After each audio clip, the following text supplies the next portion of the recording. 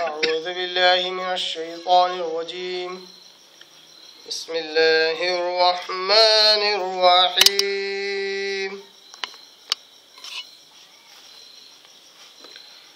ما كان لبشر أن يؤتيه الله الكتاب والحكم والنبوة ثم يقول للناس كونوا عبادا لي من دون الله ولكن كونوا ربانيين بما كنتم تعلمون الكتاب وبما كنتم تدرسون ولا يأمركم أن تتخذوا الملائكة والنبيين أربابا أيأمركم بالكفر بعد إذ أنتم مسلمون. صدق الله العظيم.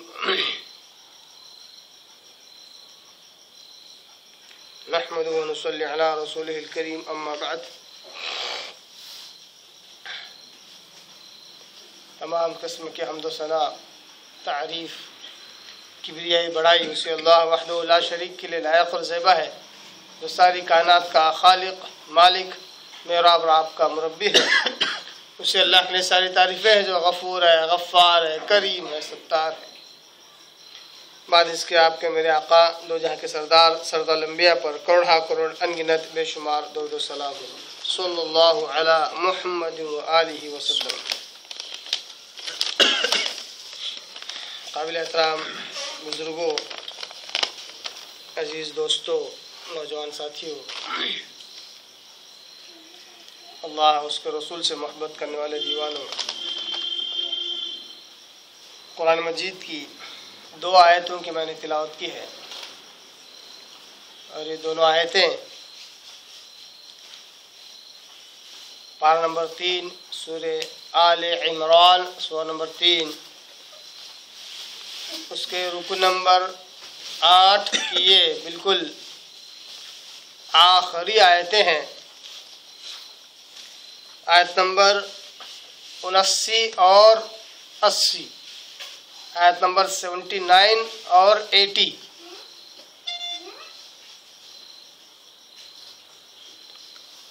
بڑی ہی زبردست آیت ہے، بہت ہی پیاری آیت ہے،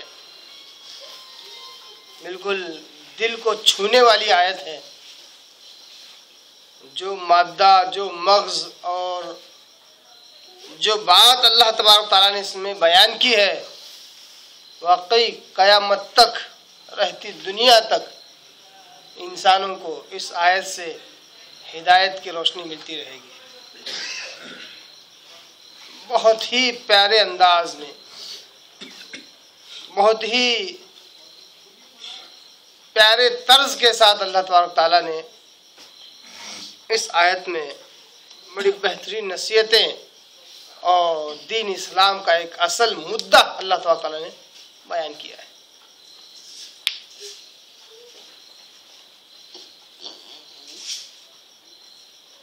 کیا کہتا اللہ تبارک تعالیٰ؟ آئیے لفظی ترجمہ پہلے کر دیتا ہوں سرسری طور پر، اس کے بعد اس کی مزید تشریح اور تفسیر آپ کے آگے رکھتا ہوں۔ سورہ آل عمران سورہ نمبر 3 آیت نمبر 79، اللہ کہتا ہے ما کان لبشر،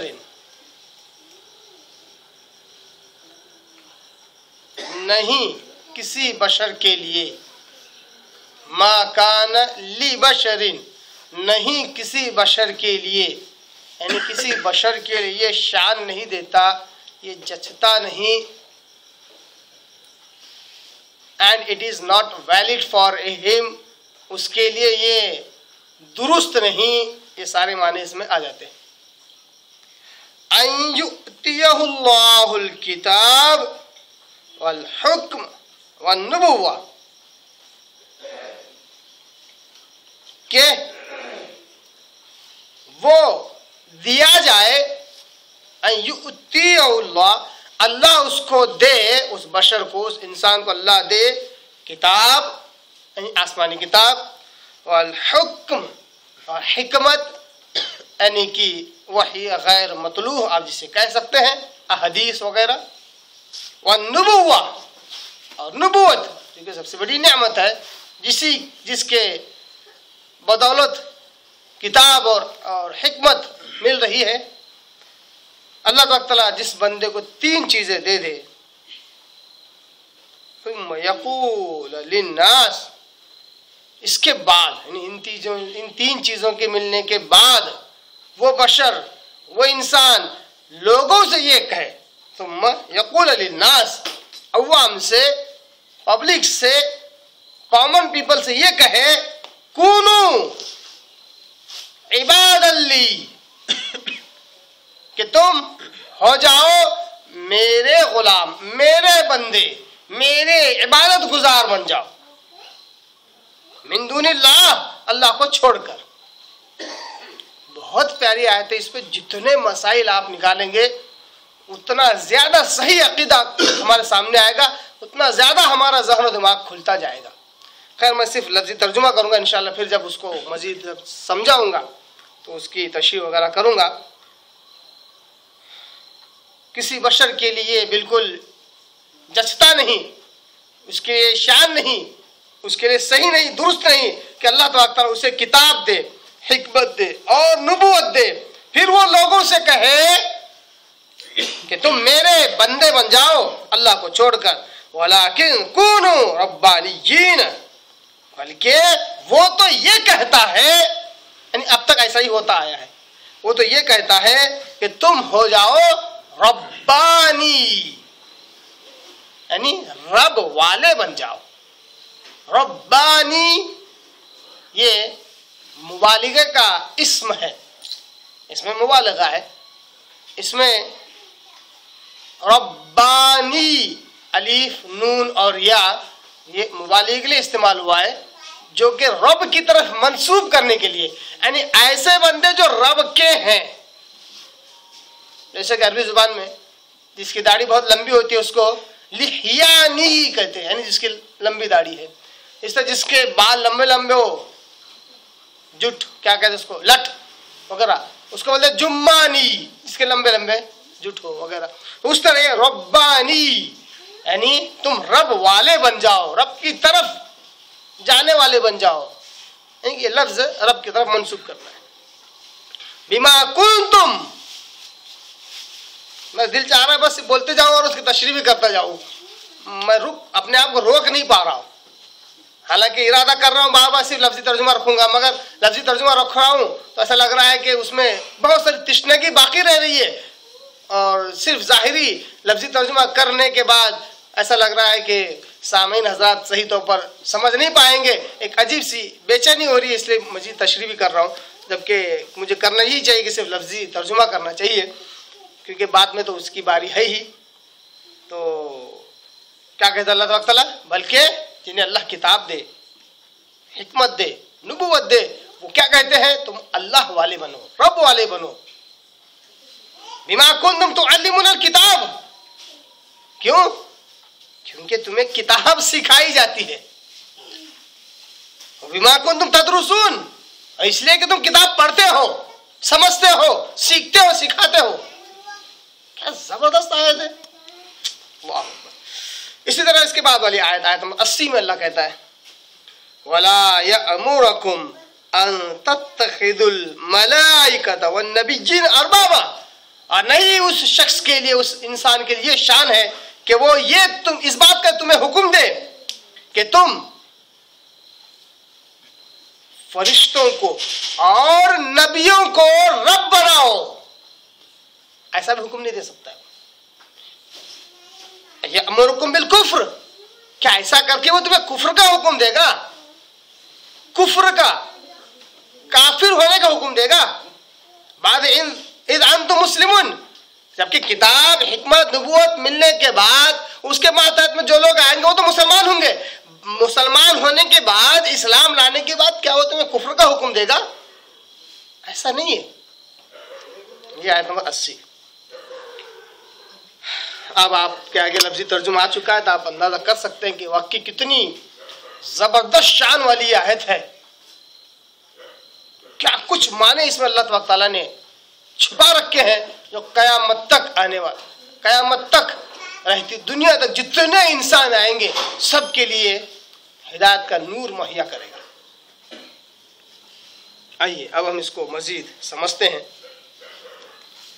اللہ تبارک تعالیٰ نے کہا آیت نمبر 79 سورہ آل عمران میں، ما کان لبشر ان یؤتیہ اللہ الکتاب والحکم والنبوہ،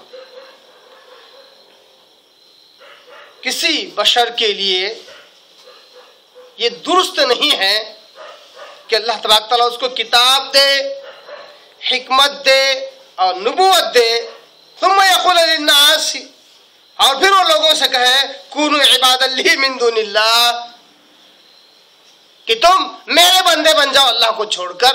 ایسا ہو ہی نہیں سکتا. اللہ تبارک تعالیٰ نے دعویٰ کیا اور خبر یقین دیا، ایک ایسی خبر یقینی ہے، اس میں کبھی تبدیلی نہیں ہوئی، اس میں کبھی رد و بدل نہیں ہوا، کبھی اس میں کوئی چینجز ہوا ہی نہیں. جب بھی اللہ نے کسی بشر کو، کسی انسان کو کتاب دی، آسمانی کتاب، حکمت دی یعنی احادیث وغیرہ، وحی غیر مطلوب، اور پھر یعنی کہ نبوت دی، اور اس بشر نے کبھی یہ کہا ہو کہ تم میرے بندے بن جاؤ، ایسا کبھی ہوا نہیں ہے. کیا ہم اس کے بالکل اسی کے مطابق، اسی اصول کے مطابق اس کے برخلاف ہم یہ معنی لے سکتے ہیں کہ اگر اس دنیا میں کسی بشر نے یہ کہا ہے کہ آؤ میرے بندے بن جاؤ، میرے پیر پڑھو، میرے آگے سجدہ کرو، میرے پیروں کو چومو، چاٹو، میری تعظیم کرو، اگر کسی نے کہا ہے تو ظاہر سی بات ہے قرآن کے اس اصول کے مطابق نہ اس کے بعد اللہ کی کتاب ہے کم سے کم، نہ اللہ کی دی ہوئی حکمت احادیث مبارکہ ہے، وہ تو نبی ہے ہی نہیں، کیونکہ نبی تو کبھی ایسا دعویٰ کرتے ہی نہیں. کتنا زبردست اصول معلوم ہوا ہمیں اس آیت سے کہ جب سے دنیا بنی ہے اگر کسی بشر نے یہ کہا ہے کہ آؤ میرے بندے بن جاؤ، میرے آگے جھکو، میرے آگے ناچو، میرے آگے رقص کرو، میرے آگے مراقبے میں بیٹھ جاؤ، میرے آگے بعض لوگوں کے ایسے رقص ہے جس کو عبادت کہتے ہیں، وہ ناچتے ہیں اس اپنے بزرگ کے آگے. اگر اس نے یہ کہا ہے تو ظاہر سی بات ہے اس کے پاس کتاب کا علم نہیں ہے. انبیاء کے پاس کتاب کا علم آتا ہے تو ایسی جاہلانہ بات نہیں کر سکتے. ان کا حکمت ہوتی ہے، یعنی انبیاء کے اوپر وحی غیر مطلوب جو اترتی تھی وہ ہوتی تھی، اور نبوت سے سرفراز کیے جاتے تھے. معلوم ہوا کہ اگر شرک پنپا ہے قسم خدا کی کسی نبی سے نہیں، غیر نبی سے پنپا ہے، غیر نبی سے اس کی ابتدا ہوئی ہے. وہ غیر نبی تھا اسی لیے اس نے لوگوں کو یعنی کہ بندوں کو بندوں کی طرف بلایا. جبکہ جتنے انبیاء آئے ان کا دعوت کا اولین مقصد یہی تھا کہ بندوں کو، اور تو سنیں اس جملے کو اور ذہن نشین کر لے، بندوں کو بندوں کی غلامی سے نکال کر اللہ کی بندگی میں لے آئے. صرف بندوں کو خدا کی بندگی میں لے آئے یہ مقصد نہیں تھا ان کا، قطعی نہیں تھا.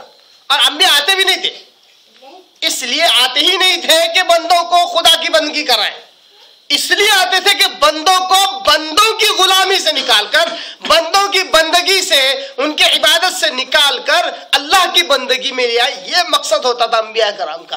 اب جو یہ مقصد لے کر آئے، اتنا عروج والا مقصد لے کر آئے، وہ کیسے کہہ سکتے ہیں کہ تم میرے بندے بن جاؤ، تم میرے غلام بن جاؤ.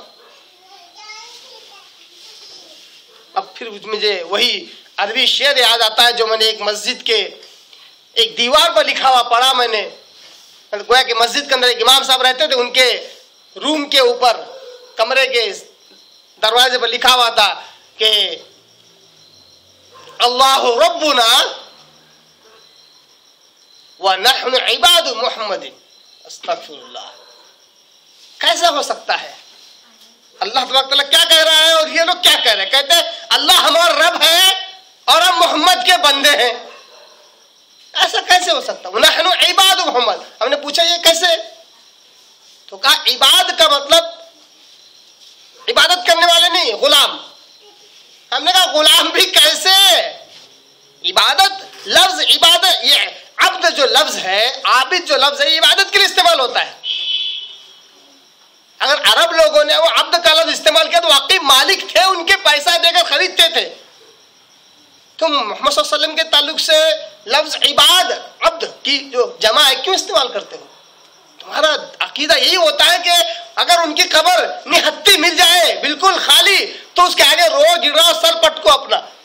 वाकई कसम खुदा की, प्यारे आका सल्लल्लाहु अलैहि वसल्लम ने बड़ी जबरदस्त दुआ इसी डर से की थी आखिरी वक्त में,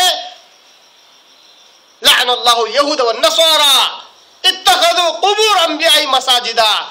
अल्लाह लानत कर यहूद व नसारा पर कि इन्होंने अपने अंबिया की कब्रों को सिजदागाह बनाया। अल्लाह तू मेरी कब्र को वतन बुत सिजदागाह बनने से बचा। दुआ किया रसूलुल्लाह ने आखिरी वक्त में, जबकि बिल्कुल इतनी तकलीफ है, ऐसी बीमारी है कि पसीना निकल रहा है, चादर ओढ़े हुए बार बार सांस नहीं ले पाते हैं, तकलीफ होती है, चादर अपने चेहरे पर से निकालते हैं, उस वक्त भी दुआ करते हैं। आखिरी अय्याम में यहूदियों ने अपने उलमा और मशाइख अपने अंबिया की कब्रों को क्या है, सिजदागाह बनाया। अल्लाह मेरी कब्र को सिजदागाह न बनाना। जो लोग इस तरह की बातें करते हैं, जाहिर सी बात है अगर उनको आप सल्लम की कब्र मिल जाए तो उसके आगे सिजदा ही करेंगे, रोएंगे, गिड़गिड़ाएंगे, न जाने क्या क्या करेंगे। क्योंकि एक आम इंसान एक आम कब्र के आगे जब ये सारी हरकतें कर सकते हैं तो नबी की कब्र पर तो क्यों ना करेंगे। और कब्र ही क्या, इनकी तो मत मारी गई है, इनकी अकल मारी गई है। ऐसी भी बराए नाम कब्रें मिलेंगे जो कब्रें है ही नहीं, पूरी तरह खाली है नीचे से। एक साहब ने सर्वे करने के बाद हिंदुस्तान की कब्रों के ताल्लुक से ये रिपोर्ट दी कि अगर 10 कब्रें हैं तो उसमें से 4 से 6 कब्रें ऐसी हैं जिसके अंदर कुछ नहीं है, सिर्फ बनाई हुई है, लोग उस पर अपना धंधा पानी चला रहे हैं। They are making their business, कारोबार कर रहे हैं उस पर। इससे भी गई गुजरी हालत तो यह है कि ऐसी भी कब्रें हैं जो जानवरों की है, जो इंसान है, जो एक अजीम मखलूक है अकल और समझ वाला, वो जानवर के आगे सिजदा करता है, उसके आगे रोता है, हर साल उसके आगे उर्स करता है। तोते शाह बाबा, बिलाव खाला, यूपी के अंदर बिलाव खाला की दरगाह, भैंसासुर बाबा, भैंस की कब्र, बोलते लोग भैंस मर गया था मगर हमारे काम आ गया, लो वो भी वली, क्या है, वली बन गया। लोगों की अकल इतनी मारी गई कि जानवरों को तक नहीं छोड़ा। तोता मर गया, उसके आगे भी शक्कर डाल के चाटते। बीजापुर कर्नाटक में एक दरगाह है, गंजुल अर्श नाम है उसका, खजाने वाली दरगाह कहते हैं उसको। वहां पे तोते की कब्र है, वहां पर शक्कर डाल के जो तोतला होता है वो चाटता तो उसका तोतला पर निकल जाता है। जानवर से मदद, इसको अकल मारी नहीं गई अगर कहें तो और क्या कहेंगे। अल्लाह तबारक कहता है कि किसी बशर ने कभी ऐसा कहा ही नहीं है जिसको अल्लाह ने किताब दी और नबूवत दी, हिकमत दी, वो ये कहे कि तुम मेरे बंदे बन जाओ। कभी ऐसा हुआ ही नहीं है। हमने इस पर से एक इस्तदलाल किया, एक मसला निकाला कि यकीनन अगर किसी ने कहा है इस दुनिया में जिसकी वजह से शिर्क पनपा है तो वो गैर नबी था।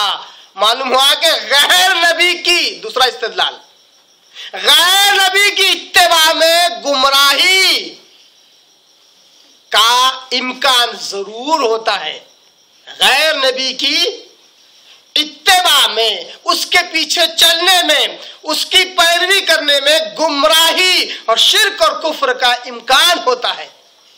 جیسا کہ یہاں اللہ تعالیٰ کہتا ہے کسی نبی نے ایسا کہا ہی نہیں، جو جس نے بھی ایسی بات کی وہ غیر نبی تھا۔ اور آگے اللہ کیا کہتا ہے، بلکہ نبی نے کیا کہا؟ اچھا ایک اور نقطہ یہاں پر، ثم يقول للناس كونوا عبادا لي من دون اللہ، بڑا ہی پیارا نقطہ ہے، غور کیجئے۔ اللہ نے کہا کسی بشر کو یہ درست نہیں ہے کہ اللہ اس کو کتاب دے، حکمت دے اور نبوت دے اور وہ یہ کہے کہ تم میرے بندے بن جاؤ من دون اللہ، اللہ کو چھوڑ کر۔ اس آیت کا شان نزول کیا ہے؟ یہ جو نجران کا جو وفد آیا ہوا تھا عیسائیوں کا، عیسائی عالم بھی تھے، کچھ یہودی عالم بھی تھے، اس وقت یہ آیت نازل ہوئی ہے انہی سے مخاطبت کرتے ہوئے، ہے نا۔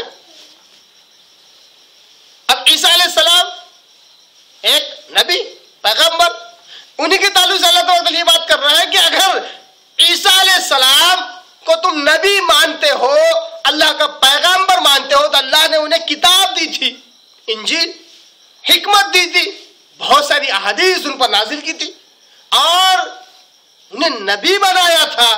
پھر وہ یہ کیسے کہہ سکتے ہیں کہ تم مجھے یسوع مسیح سمجھ کر، جیزس سمجھ کر میرے آگے سجدہ کرو، میری بات کرو؟ کیسے کہہ سکتے ہیں؟ انہوں نے ایسا کہا ہی نہیں ہے، من دون اللہ، وہ بھی اللہ کو چھوڑ کر، یہ تو ایسا کہہ ہی نہیں سکتے۔ ایک نقطہ یہاں پر سمجھنے کا یہ ہے کہ جب بھی ہم ان مشرک مسلمانوں سے ہم کہتے ہیں کہ یہ شرک ہے، کسی نبی، پیر، فقیر کی قبر پر جا کر رونا، گڑ گڑانا، سجدے کرنا، منتیں مرادیں مانگنا، یہ شرک میں داخل ہے، تم اللہ کو چھوڑ کر ان کی عبادت کیوں کرتے ہو؟ تو فوراً جواب دیتے ہیں ہم اللہ کو چھوڑ کر ان کی عبادت نہیں کرتے بلکہ اللہ کے ساتھ کرتے ہیں۔ عبادت سے مراد وہ کیا کہتے ہیں؟ ہم اللہ کے ساتھ ان کی بھی تعظیم کرتے ہیں۔ اللہ کو چھوڑ کر کہا، قرآن نے تو کہا ہے اللہ کو چھوڑ کر مت کرو، ہم اللہ کو چھوڑے ہوئے نہیں، اللہ کو پکڑے ہوئے ہیں۔ میرا ایک سوال ہے کہ کیا یہ آیت جب اللہ نازل کی اس وقت عیسائی نصرانی کہ اللہ کو چھوڑے ہوئے تھے؟ اللہ کو چھوڑے ہوئے تھے، اللہ نے من دون اللہ کہا نا، اس کا مطلب اللہ کو چھوڑے ہوئے تھے۔ پھر عیسیٰ علیہ السلام کی انہوں نے پوجا اور اپاسنا اور عبادت شروع کی، کیا چھوڑے ہوئے تھے؟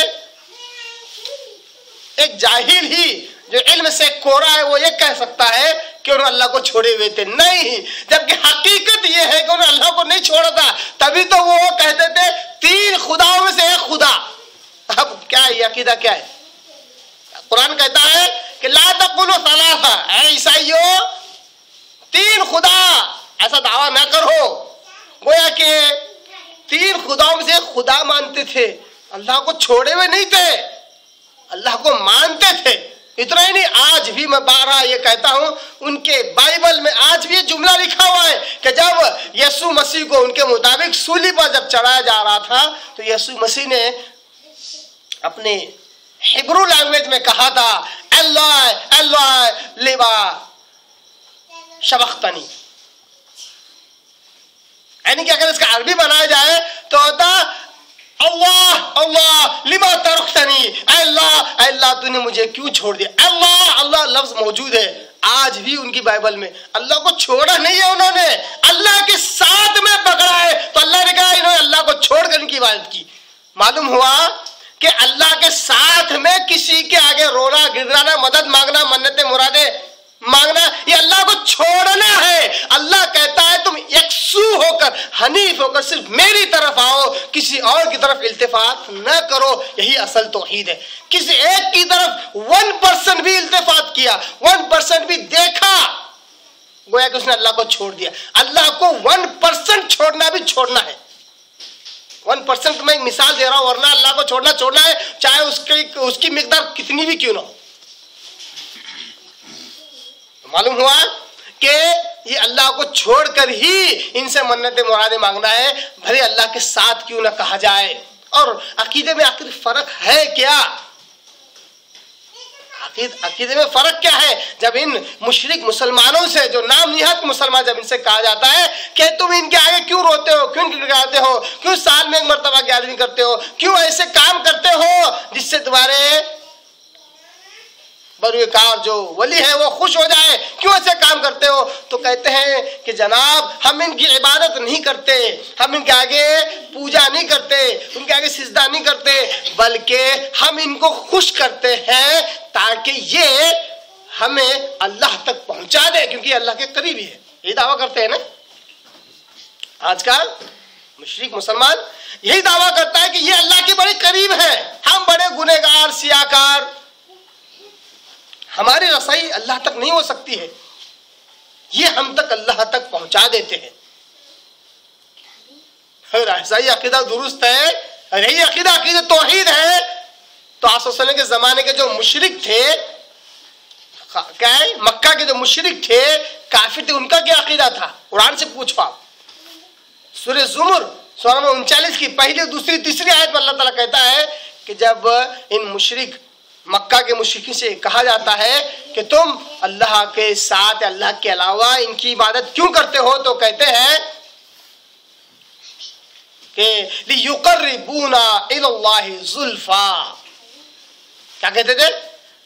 ہم ان کی بات نہیں کرتے، بلکہ ہم تو اس لیے ان کو خوش کرنے کی کوشش کرتے ہیں تاکہ یہ ہمیں اللہ کے قریب کر دے، تاکہ یہ ہمیں اللہ کے قریب کر دیں۔ سورہ زمر سورہ نمبر 39 کی جو پہلی آیت ہے، پہلی دوسری بڑی پیاری آیت ہے، تنزیل الکتاب من اللہ العزیز الحکیم، یہ کتاب نازل کی گئی ایک زبردست اللہ کی طرف سے جو حکمت والا ہے۔ اِنَّا أَنزَلْنَا إِلَيْكَ الْكِتَابَ بِالْحَقِّ، اے محمد صلی اللہ علیہ وسلم ہم نے اس کتاب کو آپ کی طرف پورے حق اور سچائی کے ساتھ نازل کیا ہے۔ فَاعْبُدِ اللَّهَ مُخْلِصًا لَهُ الدِّينَ، خالص اللہ کی عبادت کرنا، اپنا دین خالص اسی کے لیے کر کے، اپنی عبادت، اپنا رخ، اپنی شریعت، سب کچھ اس کے لیے خالص کر کے اس کی عبادت کرنا۔ اللہ سن لو، اچھی طرح کان کھول کر سن لو، للہ الدین الخالص، سارے عبادت کے طور طریقے خالص اللہ کے لیے، دین خالص اللہ کا ہے۔ والذین اتخذوا من دونہ اولیاء، کیا آیت ہے زبردست، والذین اتخذوا من دونہ اولیاء، وہ لوگ جو اس کو چھوڑ کر دوسرے اولیاء پکڑ لیتے ہیں، یہی عربی ترجمہ ہے۔ وہ لوگ جو اس اللہ کو چھوڑ کر دوسرے اولیاء پکڑ لیتے ہیں، دوسرے مددگار پکڑ لیتے ہیں تاکہ ان کی دنیاوی زندگی میں کام آ سکیں، ان سے پوچھا جاتا ہے کہ تم اللہ کے علاوہ ان کو کیوں پکڑے ہوئے ہو، کیوں ان کا دامن پکڑے ہوئے ہو؟ تو وہ کہتے ہیں ما نعبدہم الا لیقربونا الی اللہ زلفا، وہ کہتے تھے ما نعبدہم، ہم ان کی عبادت نہیں کرتے۔ مکہ کے مشرک بولتے تھے، پھر مشرک کیوں ہوئے؟ پھر ایسے عقیدے ہی کی وجہ سے مشرک ہوئے۔ وہ کہتے تھے ما نعبدہم، ہم ان کی عبادت نہیں کرتے، الا مگر یہ کہ لیقربونا الی اللہ زلفا، کہ یہ ہمیں اللہ کے قریب کر دیتے، اس لیے ہم ان کے آگے سجدہ کرتے ہیں۔ آج ایک مسلمان کیا عقیدہ رکھتا ہے، کیا دعویٰ کرتا ہے؟ وہ بھی یہی دعویٰ کرتا ہے۔ معلوم ہوا من دون اللہ کا جو معنی اور مفہوم ہے، اللہ کو چھوڑ کر سے مراد یہ ہے کہ اللہ کو چھوڑ کر سے مراد اللہ کے ساتھ میں بھی اگر کسی کے آگے سجدہ کیا جائے وہ اللہ کو چھوڑنا ہی ہے۔ وَلَكِن كُونُوا رَبَّانِيِّينَ بِمَا كُنتُمْ تُعَلِّمُونَ الْكِتَابَ، بلکہ اللہ تعالیٰ جس بشر کو، جس انسان کو کتاب دے، حکمت دے اور نبوت سے نوازے، وہ تو یہ کہتا ہے کونوا ربانیین، تم اللہ والے بن جاؤ، رب والے بن جاؤ۔ کیوں اس طرح کہتا ہے وہ بشر، وہ نبی اپنی امت کو، اپنے ماننے والوں کو کیوں یہ کہتا ہے کہ تم رب والے بن جاؤ؟ اس کی وجہ اللہ تبارک تعالیٰ نے یہ نہیں بتایا صرف کہ اللہ تبارک تعالیٰ انہیں کتاب دیتا تھا، حکمت دیتا تھا، نبی ہوتے تھے، صرف یہ وجہ نہیں ہے۔ بما کنتم تعلمون الکتاب،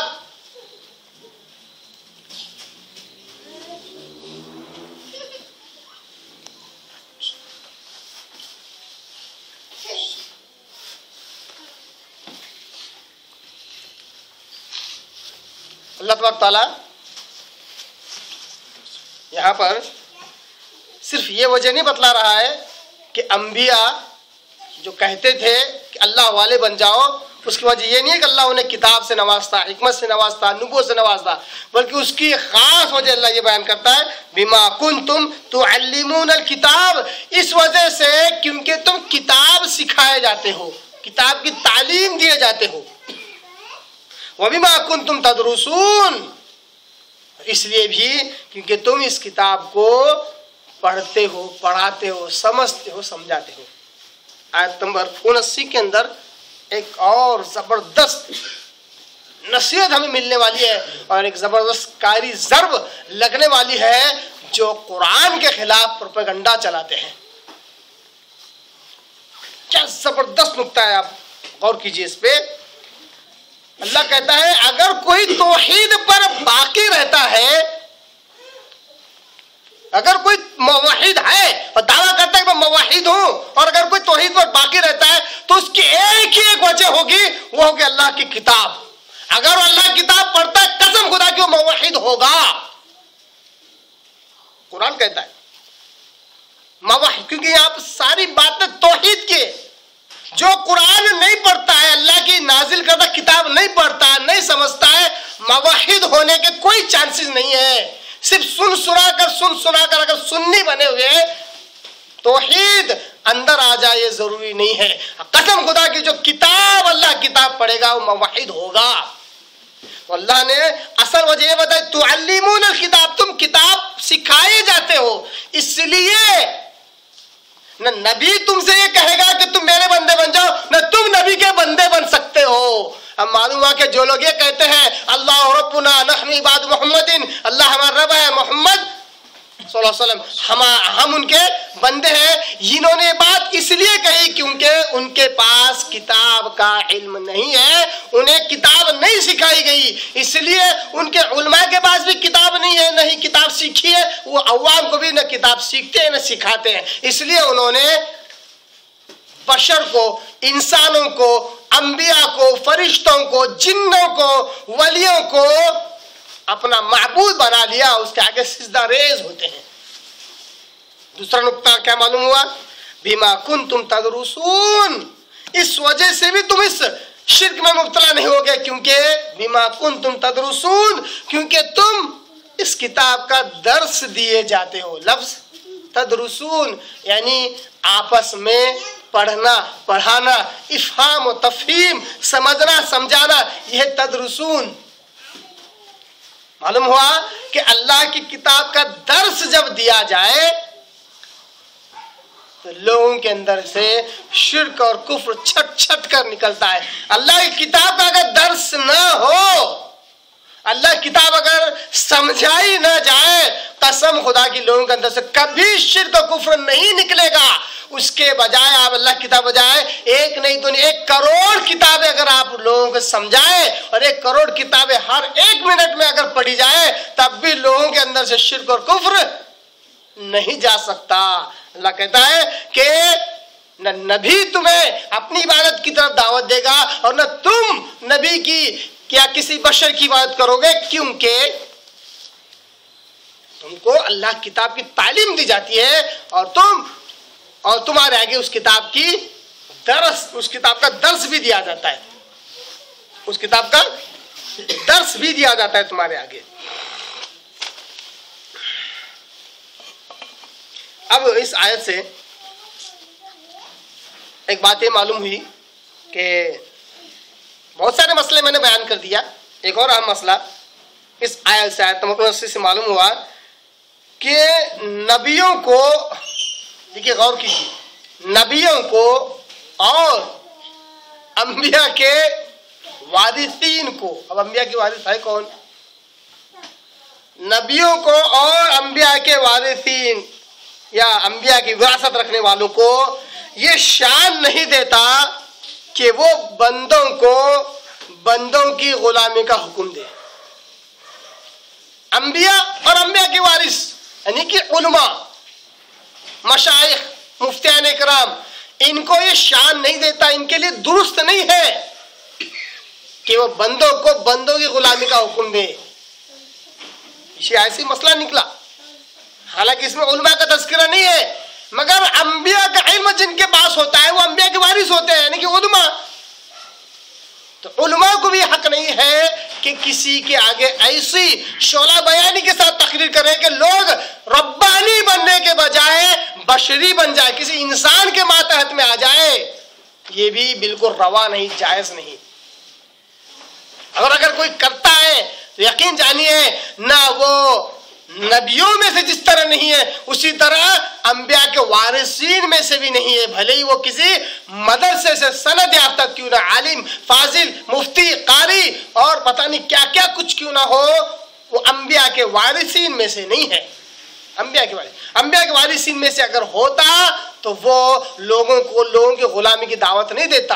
آج آپ دیکھ سکتے ہیں فرقہ پرستی کا جو سب سے بڑا نقصان، فرقہ پرستی کا، جماعتوں میں بٹنے کا، مسلمانوں کا سب سے بڑا نقصان اگر ہوا ہے تو یہی ہے کہ لوگ ربانی، رب والے بننے کے بجائے کسی انسان کے ہو کر رہتے ہیں. پوچھا جاتا ہے کون ہے تم، تو ہم فلاں کے ماننے والے.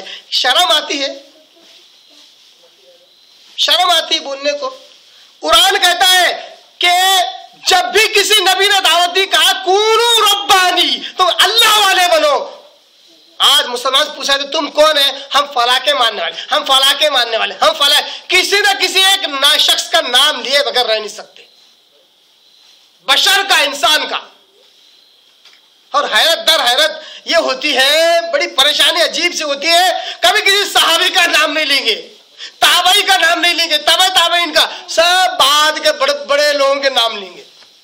میں ان لوگوں کی طرف طنز نہیں کر رہا ہوں، میں ان لوگوں کی طرف طنز کر رہا ہوں جو ربانی بننے کے بجائے کسی انسان کے بنے بیٹھے ہیں. اسی لیے تو فرقہ پرستی میں بٹے ہوئے ہیں، فرقوں میں بٹے ہوئے ہیں. ورنہ مسلمان کے فرقے ہوتے ہی نہیں تھے. کیسے ہوں گے؟ کیوں ہوں گے؟ کیوں ہوں گے؟ جب آپ اللہ کی کتاب مانیں گے تو ظاہر سی بات ہے ربانی بنیں گے، آپ رب والے بنیں گے.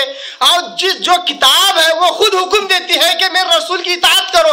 آپ اطاعت کر رہے ہیں، عبادت نہیں کر رہے ہیں. اسی آیت کے مطابق آپ نبی کی اطاعت کر رہے ہیں، عبادت نہیں کر رہے ہیں، ہے نا؟ آپ صرف اطاعت کر رہے ہیں. تو ظاہر سی بات ہے نبی کی اطاعت کرنے پر بھی آپ ربانی، جیسے کہ ویسے ربانی ہیں، آپ رب والے ہیں. اب یہاں کیا ہو گیا، جب لوگوں کے آگے یہ بات پیش کی جاتی ہے تو ایک اور اعتراض پیش کرتے ہیں، منطق، دماغ. کیا کریں گے، زیادہ دماغ ہے لوگوں کے پاس. عوام نہیں، خواص کا بھی یہی حال ہے.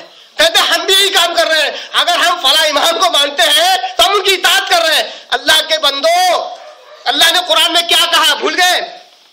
سورہ توبہ سورہ توبہ کے آیت نمبر 31 میں اللہ کہتا ہے اتخذوا احبارهم ورهبانهم اربابا من دون الله والمسيح ابن مريم وما امروا الا ليعبدوا الها واحدا لا اله الا هو سبحانه عما يشركون.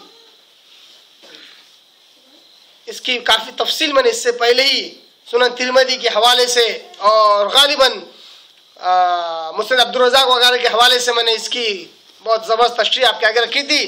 سورہ توبہ کی آیت نمبر 31 کے مطابق کہ اللہ کہتا ہے اتخذوا احبارهم ورهبانهم اربابا من دون اللہ، کہ ان لوگوں نے اپنے علماء، اپنے مشائخ کو، اپنے بڑوں کو اللہ کے علاوہ رب بنا لیا، اللہ کو چھوڑ کر رب بنا لیا. اور وہاں پر ایک صحابی موجود ہے جو عیسائیوں کے بہت بڑے فادر تھے، عالم تھے. ان کے گلے میں سونے کا وطن تھا، کیا کہتے ہیں، سونے کا کراس تھا. آپ صلی اللہ علیہ وسلم نے کہا یہ کیا، یہ بت نکال دو اس کو اپنے گلے سے. نکالا، پوچھا اللہ کے رسول آپ نے ابھی کون سی آیت پڑھی؟ آپ کہتے ہیں کہ ہم لوگ اپنے علماء اور مشائخ کی عبادت کرتے ہیں، ہم نے انہیں رب بنایا، ہم تو عبادت نہیں کرتے ان کی. عبادت کرنا گویا کہ رب بنانا گویا کہ عبادت کرنا، ہم تو نہیں کرتے. آپ صلی اللہ علیہ وسلم نے کیا زبردست جواب دیا. آپ صلی اللہ علیہ وسلم نے پوچھا کیا تم تمہارے علماء اور مشائخ کی حلال کردہ چیزوں کو حلال نہیں سمجھتے؟ کہاں سمجھتے؟ ان کے حرام کردہ چیزوں کو تم حرام نہیں سمجھتے؟ کہاں سمجھتے؟ یہی تو رب بنانا ہے، یہی تو رب بنانا ہے. ہم تو نبی کریم صلی اللہ علیہ وسلم، حضرت محمد مصطفیٰ صلی اللہ علیہ وسلم کو بھی رب نہیں بناتے، کیونکہ ان کی بھی حلال کردہ چیزوں کو حلال، حرام کردہ چیزوں کو حرام نہیں سمجھتے، کیونکہ وہ خود بھی انہوں نے خود بھی ایسا نہیں کیا. شریعت سازی کا حق صرف اللہ کا ہے اور وہی رب ہے. جس کے ہاتھ میں شریعت سازی کا حق ہوتا ہے وہ رب ہوتا ہے. نبی کریم صلی اللہ علیہ وسلم نے بھی اپنی من مرضی سے حلال حرام نہیں کیا. انہوں نے صرف اللہ کے احکامات ہم تک پہنچائے, اس احکام کو ہم لیتے ہیں. ہم نے کبھی یہ دعویٰ نہیں کیا کہ نبی کریم صلی اللہ علیہ وسلم نے فلاں چیز کو حلال کیا تو حلال ہوگی, فلاں چیز کو حرام کیا تو حرام ہوگی. نہیں, نبی نے جو کچھ بات کہی وما ينطق عن الهوى ان هو الا وحی یوحى, اللہ کہتا ہے خود نبی کی شان میں, میرا نبی کبھی اپنی من مرضی سے کوئی بات نہیں کرتا, جو کچھ وہ کرتا ہے وحی کی روشنی میں کرتا ہے. تو گویا کہ نبی کو بھی ہم نے یہ حق نہیں دیا. پھر نبی تو دور کی بات, ایک کسی امام کو, کسی پیر کو, کسی فقیر کو یہ حق دے دینا کہ شریعت سازی کا حلال حرام قرار دے دے, تو یہ رب بنانا نہیں تو کیا ہے, ان کی بات کرنا نہیں تو کیا ہے. کئیوں مثالیں میں اس سے پہلے کے درس میں دے چکا ہوں کہ لوگوں کے آگے آج بھی فلاں چیز حلال ہے کہ حرام ہے, معلوم ہی نہیں اس کی کیا دلیل ہے. صرف یہ معلوم ہے کہ فلاں نے کہہ دیا اس لیے حلال ہے, فلاں نے کہہ دیا اس لیے حرام ہے. اور کتنے کی تو لوگ ہیں جو زندگی پر عمل کر رہے, کیا جمعہ خود میں نے سن لیا تھا, بس کیا دلیل ہے اس کی نہیں پتہ ہے. حلال اور حرام کو سمجھنے کے لیے, شریعت کی باتوں کو سمجھنے کے لیے دلیل بہت اصل ہے, بہت امپورٹنٹ ہے. دلیل کو جان کر اگر آپ عمل کریں گے تو آپ اس ہستی کی عبادت نہیں کر رہے ہیں, بلکہ اس ہستی کی اتباع کر رہے ہیں آپ. اتباع کہتے ہیں قدم ب قدم چلنا. اتباع کس کو کہتے ہیں؟ تابع یا تابع کے معنی قدم ب قدم چلنا. خاص طور پر عربی زبان میں یہ لفظ اس وقت استعمال ہوتا ہے جب کوئی صحرا میں کوئی راستہ کھو جاتا اور کسی کے چلنے کے نقش قدم اگر اس کو مل جاتے, اس پر اگر وہ چلتا اس کو کہتے ہیں اتباع کرنا. اب لوگ بولتے ہیں ہم بھی امام کی اتباع کرتے ہیں, ہم شافعی ہیں, ہم حنبلی ہیں, ہم حنفی ہیں, ہم بھی اتباع کرتے ہیں. پوچھا جاتا ہے کہ اچھا اتباع کرتے ہیں, اس مسئلے کی کیا دلیل ہے؟ ہونٹ سل جاتے ہیں, سر جھک جاتا ہے, دلیل نہیں معلوم. اگر دلیل معلوم ہے تو آخر کار کیا ہوتا ہے؟ امام صاحب کا قول ہے. ارے امام صاحب کا قول کا اوپر سے آسمان سے آیا, کسی نے کسی چیز کی روشنی میں بولے ہوں گے, قرآن کی آیت کی روشنی میں بولے ہوں گے, حدیث کی روشنی میں بولے ہوں گے, کوئی تو دلیل ہوگی. نہیں, وہاں تک رسائی ہوتی نہیں ہے. تو پھر یہ اتباع کیسے ہوا؟ اسی کو کہتے ہیں تقلید, یعنی کہ آگ بند کر کے چلتے رہو. اور اللہ معاف کرے لفظ نکل چکا ہے زبانی تو اس کی تعریف بتا دیتا ہوں, جو لوگوں نے بڑے بڑے علماء نے بیان کی. تقلید وہ ہے جو بلا دلیل کسی ایک شخص کی مان لینا. کیسے؟ یہ عربی کا میں جملہ بول رہا ہوں, عربی کا. تقلید کی کیا تعریف بتائی؟ بلا دلیل کسی ایک شخص کی بات مانتے رہنا, یہ تقلید ہے. اب آپ بتاؤ اس کو اتباع کیسے کہیں گے؟ یہ کیسے شرعاً جائز ہوا؟ جائز کیسے ہو سکتا ہے؟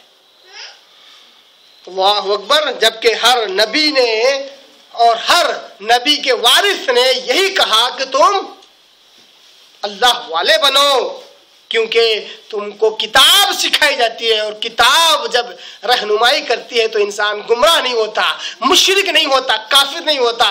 اور جب کتاب کا درس دیا جاتا ہے, کتاب سمجھائی جاتی ہے تو ذہن و دماغ کھل جاتے ہیں, ذہن و دماغ کے ساتوں طبق کھل جاتے ہیں. انسان ہدایت کی زندگی گزارتا ہے, گمراہی کی زندگی سے پاک ہو جاتا ہے جب کتاب کا درس دیا جاتا ہے.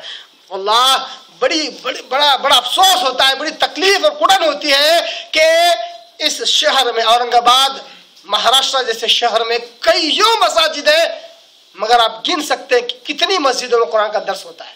گن سکتے ہیں آپ صرف انگلیوں پہ, اتنے کم ہے. اور جہاں ہے اگر کچھ ہو رہا ہے تو یا تو آیتیں ریپیٹ کی جاتی ہے, ایک ہی آیتیں وہی آیتیں ریپیٹ, یا پھر کچھ جگہ تو صرف ایسے ہی پڑھا جاتا ہے. جبکہ جتنی مسجدیں ہیں اس کے 10 گنا 20 گنا علماء, مفتیان اکرام اور فاضل حضرات مدرسے سے فارغ ہوتے ہیں, جو عربی جانتے ہیں, جو حدیثوں کا علم رکھتے ہیں, تب بھی اللہ کی کتاب اللہ کے گھر میں سمجھانے کی ڈیرنگ اور ہمت نہیں رکھتے. لوگوں کے اندر سے گمراہی جائے گی کیسے؟ کیسے جائے گی؟ یہ تھی آیت نمبر 79. اب آئیے آگے کی آیت دیکھیے, آیت نمبر 80 میں اللہ کیا کہتا ہے؟ وَلَا يَأْمُرَكُمْ أَن تَتَّخِذُوا الْمَلَائِكَةَ وَالنَّبِيِّينَ أَرْبَابًا. اور انبیاء کو اور انبیاء کے وارث سے یعنی علماء کو، علماء یہ کام بھی نہیں کرتے وہ لوگ کہ وہ یہ کہیں کہ تم فرشتوں کو اور نبیوں کو رب بناؤ، یہ بھی وہ دعوت نہیں دیتے۔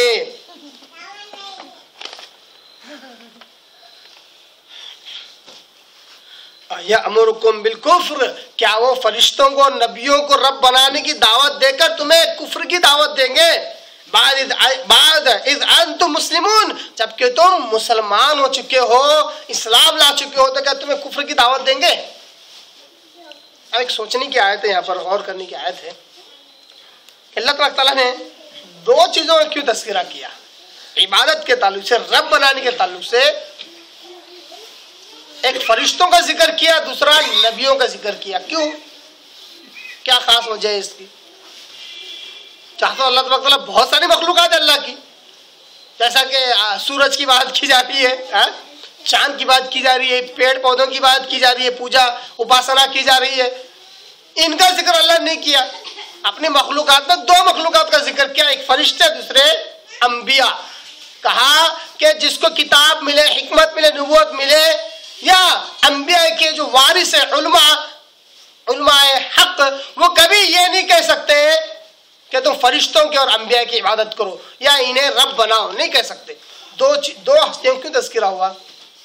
اس لیے یہی دو ہستیاں ہیں جو حقیقتاً، اور کیجیے، حقیقتاً اللہ کے سب سے زیادہ قریب ہوتے ہیں، ان کے تعلق سے دعویٰ کیا جا سکتا ہے بلا کسی تحقیق کے آنکھ بند کر کے، یہی دو ہستیاں جو اللہ کے سب سے زیادہ قریب ہوتی ہے۔ ایک فرشتے، ظاہر سی بات ہے اسی کی مخلوق ہے، نوری مخلوق ہے، اس کے فرما بردار ہے۔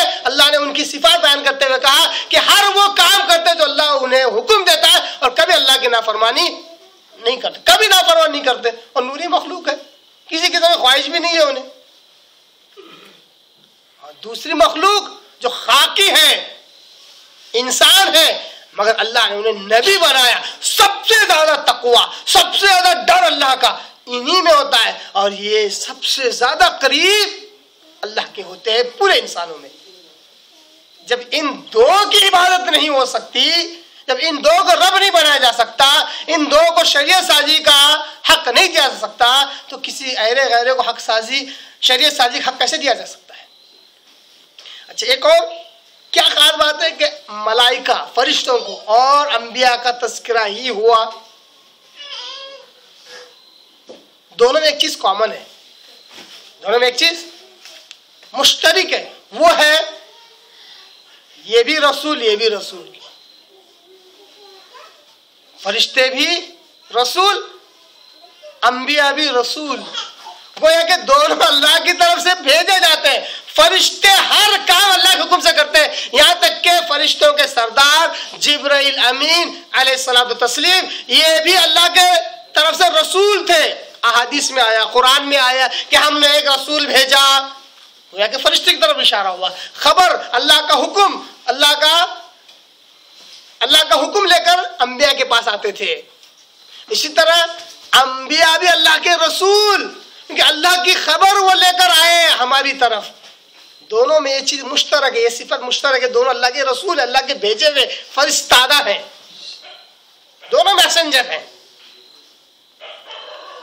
اچھا، جب ان دو ہستیاں جو سب سے زیادہ قریب ہوتی ہے، ان کا تذکرہ کر کے اللہ کہتا ہے کہ ان کو رب نہیں بنا سکتے اور ایسا حکم یہ لوگ نہیں دے سکتے، تو معلوم ہوا کہ جب یہ سب سے زیادہ قریب ہستیوں کو رب نہیں بنایا جا سکتا، رب سے مراد شریعت سازی۔ یاد رکھیے آپ ان آیتوں میں، اور سورہ توبہ کی جو آیت میں نے پڑھی ہے، رب سے مراد شریعت سازی کا حکم، شریعت میں ہیر پھیر، حلال و حرام کا جو حق ہے، جب ان کو نہیں ہے تو کسی عام شخص کو کیسے ہو سکتا ہے؟ چاہے وہ کتنا ہی بڑا متقی پرہیزگار اور اماموں کا امام کیوں نہ ہو، شریعت سازی کا حق نہیں دیا جا سکتا، شریعت سازی کا حق نہیں دیا جا سکتا۔ اللہ کے سب سے زیادہ قریب ترین لوگ تو فرشتے ہیں اور انبیاء ہیں۔ جب ان کی عبادت نہیں ہو سکتی تو کسی ولی کی، کسی پیر کی، کسی فقیر کی، کسی جھوٹے سچے مزار کی عبادت، اس کے آگے سجدہ کیسے روا ہے، کیسے جائز ہوا؟ جب سب سے بڑی ہستیاں، سب سے قریب ترین ہستیاں، ان کے آگے سجدہ روا نہیں ہے۔ اور نبی صلی اللہ علیہ وسلم نے تو بارہا حدیث میں سناتا ہے، تو آپ صلی اللہ علیہ وسلم نے کہا بھی کہ اگر میری شریعت میں سجدہ تعظیمی بھی اگر ہوتا، اس کی اجازت اگر میں دیتا تو ایک عورت کو اس کے شوہر کے لیے دیتا، مگر میں نے اس کی بھی اجازت نہیں دی ہے۔ سجدہ تعظیمی بھی اسلام میں روا نہیں ہے، جائز نہیں ہے کسی کے لیے کرنا۔ فرشتوں کے لیے اور انبیاء کے لیے سجدہ تعظیمی کیسے ہو سکتا ہے؟ جب ان کے لیے نہیں ہے تو کسی ولی، پیر، فقیر، شہید کے لیے کیسے ہو سکتا ہے؟ اسی کا دوسرا مسئلہ نکلا کہ فرشتے اور نبیوں کو رب نہیں بنانا چاہیے، گویا کہ شریعت سازی کا حق نہیں دینا چاہیے۔ فرشتوں اور نبیوں کے پاس شریعت سازی مطلب حلال حرام کا اختیار ان کے پاس نہیں ہے، تو اس امت کے علماء اور مشائخ کے پاس یہ حق کہاں سے آ سکتا ہے؟ آج آپ دیکھ سکتے ہیں کتنا برا حال ہے اس امت کا۔ کسی بھی مسجد میں آپ جائیے، کسی بھی چھوٹے بڑے مدرسے میں جائیے آپ، اور آپ پوچھیے کہ مولانا صاحب، مفتی صاحب، امام صاحب، یہ ہمارا مسئلہ ہے، اس کا کیا جواب ہے؟ سب سے پہلے تو اوپر سے نیچے تک آپ کو دیکھتے ہیں کہ کیا جواب دیں، اس کے بعد کہ ہاں یہ ایسا ہے، ایسا ہی ہے، یہ ایسا نہیں ہے، ایسا نہیں ہے، جاؤ گھر پہ۔ آپ ان سے پوچھو، اس تو اکثر لوگ پوچھتے ہی نہیں ہے، سر جھکا کر آ جاتے ہیں۔ اگر کوئی پوچھ لے کہ آخر بات آئی کہاں سے، آپ تو اور زیادہ ان کا شک بڑھ جاتا ہے۔ اب دیکھتے ہیں کہ کپڑے کیسے ہیں، ٹکنے کے اوپر کپڑا ہے، پینٹ ہے، فولڈ کی ہوئی ہے کہ سلی ہوئی ہے، پینٹ ہے کہ پائجامہ ہے، سر پہ ٹوپی ہے کہ نہیں ہے، یہ سب دیکھا جاتا ہے دلیل دینے کے لیے سب دیکھا جاتا ہے۔ پھر بھی دلیل نہیں دی جاتی، گویا کہ انہوں نے اپنے من مرضی سے وہ مسئلہ بیان کر دیا۔ کئیوں مسائل ایسے ہیں کہ آج امت محمدیہ انہیں حلال سمجھ کر کر رہی ہے، اور کئیوں مسائل ایسے ہیں جسے حرام سمجھ کر چھوڑ رہی ہے، جبکہ شریعت میں ایسا کوئی مسئلہ نہیں بیان کیا گیا ہوتا ہے۔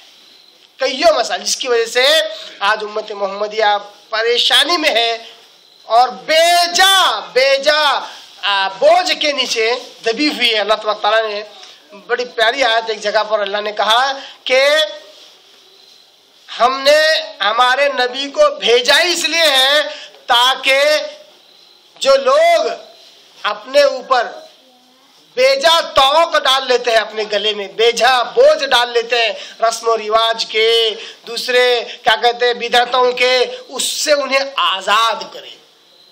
نبی آتا ہے صحیح راہ بتلا کر بیجا چیزوں سے الگ کرنے کے لیے، اور آج پھر بھی امت اگر بیجا چیزوں میں ملوث ہے، مطلب نہ اللہ کے احکامات ان کے پاس ہے، نہ نبی کے احکامات ان کے پاس ہے، تو گویا کہ فرشتوں اور نبیوں کی طرف بلانا اور ان کی عبادت کے لیے حکم دینا یہ کفر ہے۔ جیسا اللہ کہتا ہے یہ امرکم بالکفر بعد اذ انتم مسلمون، مسلمان ہونے کے بعد ان کی طرف بلانا اگر یہ کفر ہے، تو کسی ولی کے لیے بلانا، کسی پیر فقیر کے لیے بلانا، یا سردار الاولیاء کی طرف بلانا، درگاہوں کی طرف بلانا، مزاروں کی طرف بلانا، یہ کفر شرک نہیں تو کیا ہے؟ قرآن مجید کی بے شمار آیتیں ہیں، آئیے ان آیتوں کا آپ کے آگے رکھتا ہوں جو کہ اصل انبیاء کی دعوت تھی، جو اصل اسلام تھا۔ اللہ تبارک تعالیٰ سورہ انبیاء کی آیت نمبر 25 میں اللہ کہتا ہے وَمَا أَرْسَلْنَا مِن قَبْلِكَ مِن رَسُولٍ إِلَّا نُوحِي إِلَيْهِ أَنَّهُ لَا إِلَهَ إِلَّا أَنَا فَاعْبُدُونِ۔ اللہ کہتا ہے وَمَا أَرْسَلْنَا مِن قَبْلِكَ مِن رَسُولٍ، اے محمد صلی اللہ علیہ وسلم ہم نے آپ سے پہلے کوئی رسول ایسا نہیں بھیجا کہ جس کی طرف ہم نے یہ وحی کی ہو أَنَّهُ لَا إِلَهَ إِلَّا، کہ اللہ کے علاوہ کوئی عبادت کے لائق نہیں، انا فعبدون، اور سن لو عبادت کا حقدار صرف میں ہی ہوں، انا فعبدون، کہ میری ہی عبادت کی جائے۔ اللہ چاہتا ہے خاص اللہ کی عبادت کی جائے، کسی بھی مخلوق کی عبادت نہ کی جائے۔ عبادت سے مراد رونا، گڑگڑانا، سر پٹکنا، منتیں مرادیں مانگنا، یہ سب عبادت میں داخل ہے۔ دعائیں کرنا، آپ صلی اللہ علیہ وسلم نے کہا دعا کیا ہے؟ الدعاء هو العبادہ، دعا اصل عبادت ہے۔ آج غیروں کے آگے، مردوں کے آگے ہاتھ اٹھا کر دعائیں کرتے ہیں اور سمجھتے ہیں ہم تو کیا ہے اولیاء اللہ سے اچھے تعلقات رکھ رہے ہیں، ان کی عزت کر رہے ہیں، ان کی شان میں توہین نہیں کرنا چاہتے. یہ عبادت میں داخل ہے. دعائیں کرنا, منت مرادیں مانگنا, مدد مانگنا. اسی طرح سورہ نحل سورہ نمبر 16 کی آیت نمبر 36 میں اللہ کہتا ہے وَلَقَدْ بَعَثْنَا فِي كُلِّ أُمَّةٍ رَسُولًا. اللہ کہتا ہے ہم نے ہر امت میں ایک رسول بھیجا. کیوں بھیجا اور کیا دعوت دے کر بھیجا؟ ان اعبدوا اللہ. وہ ہر رسول آتا اپنی امت سے یہی کہتا ہے کہ اللہ کی عبادت کرو. وَاجْتَنِبُوا الطَّاغُوتَ, اور شیطانی کاموں سے اور شیطان سے بچو. طاغوت یعنی بت, وثن, اسٹیچو, مورتیاں, ان سے بچو, قبروں سے بچو. یہی دعوت دینے کے لیے انبیاء آیا کرتے تھے. اسی طرح سورہ زخرف کی آیت نمبر 45 میں اللہ کہتا ہے وَاسْأَلْ مَنْ أَرْسَلْنَا مِنْ قَبْلِكَ مِنْ رُسُلِنَا جَعَلْنَا مِنْ دُونِ الرَّحْمَنِ آلِهَةً يَعْبُدُونَ. اللہ کہتا ہے اے محمد صلی اللہ علیہ وسلم آپ ذرا پوچھئے, تم سے پہلے جو رسول ہو گزرے ہیں آپ ان سے ایک بار پوچھئے کہ کیا جعلنا من دون الرحمن آلہہ یعبدون, کیا انہوں نے یا ان کی امت نے رحمان کے علاوہ کسی اور کو معبود بنایا تھا؟ اللہ کے علاوہ کسی اور کو معبود بنایا تھا؟ آپ اس سے پہلے کے رسولوں سے پوچھئے. آپ معلوم ہوا کہ جتنے رسول آئے سب نے رحمان کو, اللہ کو ہی اپنا الہ اور اپنا معبود مانا تھا.